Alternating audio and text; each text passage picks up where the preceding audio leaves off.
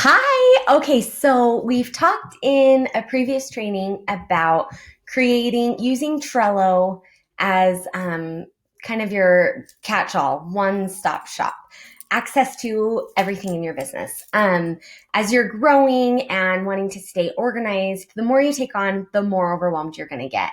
And unless you have systems in order and checklists and know where everything is.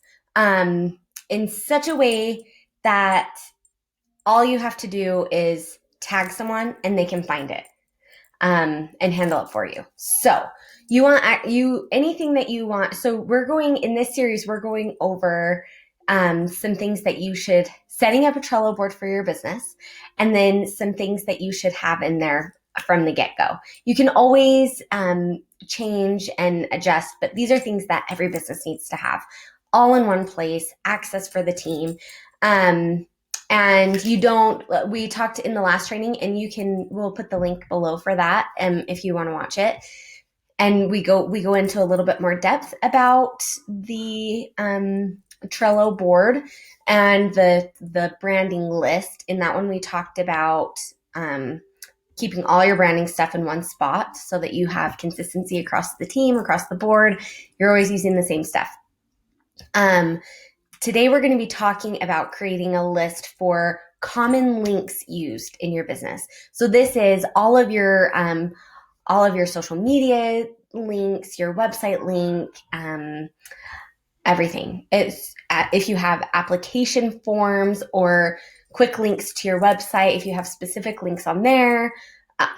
You could do opt-in links if you wanted to start and then always move it to another section, but we'll get into opt-ins and funnels later in another training.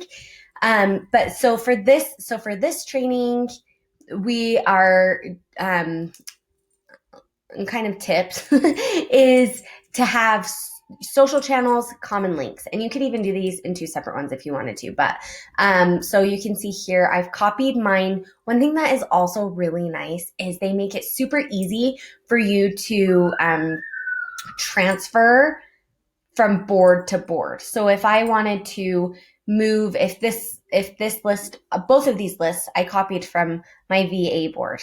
And it's super easy. I'm going to show you how to move boards real quick, but in just a second. But it's super easy to duplicate a card, to make two of them, or to duplicate a list if you like the format of your list, or to duplicate a list to keep one in this board and then the same list in another board as well.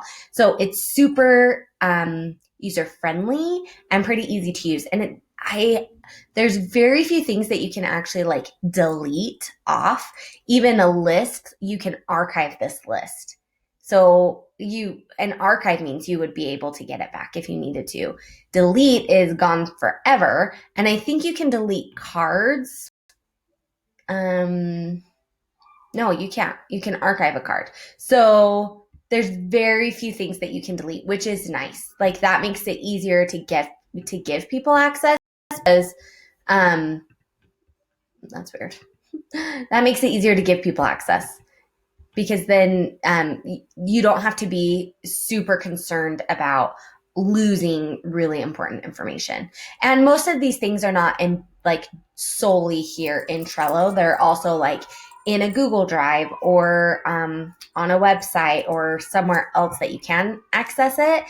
And that's why the base board, like the Trello board, is so great, because instead of digging all these places and thinking, where is that? Where can I find that list? Or having to go in and search things, you just all have it in one spot. It's so nice. Okay, so this one's social channels. So I'll just run through some examples. I duplicated this list. So what I had done was not right click, but clicked here.